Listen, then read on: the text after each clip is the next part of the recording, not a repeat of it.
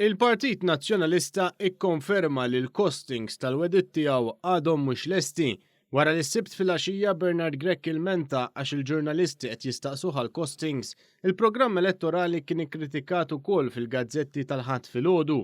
Mistoqsi minn One News waqt konferenza tal-aħbarijiet, il-kandidat nazzjonalista Graham Bencini qal li l-costings għadhom mhux lesti u allura ma jistgħux jiġu ppubblikati. Vis-a-vis costings, aħna għadna kemm darba li l-costings ħanippreżentawhom dokument sħiħ, dan se nkunu qed nagħmluh qabel ma tispiċċa l-kampanja elettorali, ġifieri malli jkun lest ħanippreżentawlek. Filwaqt li l-Partit Nazzjonalista approva l-programm elettorali li nbidel kontinwament tul il-kampanja elettorali, Bernard Grech kompla jagħmel wediet li lanqas huma inklużi f'dik li suppost hija l-viżjoni tiegħu.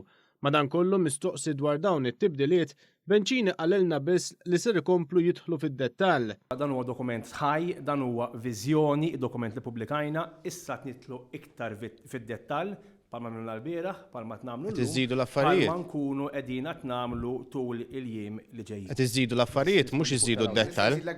Meta staqsejna mistoqsija dwar weda li jagħmel lil ħaddi Mawċin is-sibt filgħaxija fejn sielem il-kap Bernard Grech, il-kandidat nazzjonalista Chris Micallef ukoll ma kienx jaf iwieġeb u spiċċa batna nistaqsu lil-kap. Għamiltu dan. Mhux tweġibni dwar il-ħaddi Mawċin. Il-waħda il-ħaddi Mawċin huma l-qalbna ħafna, ser inkunu qegħdin inħabbru d-dettalji kollha in due time, anzi, ser inkunu qegħdin inħabbru il-proposti tagħna kif suppost mill-bidu sal-aħħar bil-costings kif suppost. Taħabbar għal-bieraħ il-kap ta' segwejtu l-kap. Permetti l-waħda, mela issa saqsija l-kap fil-każ inti,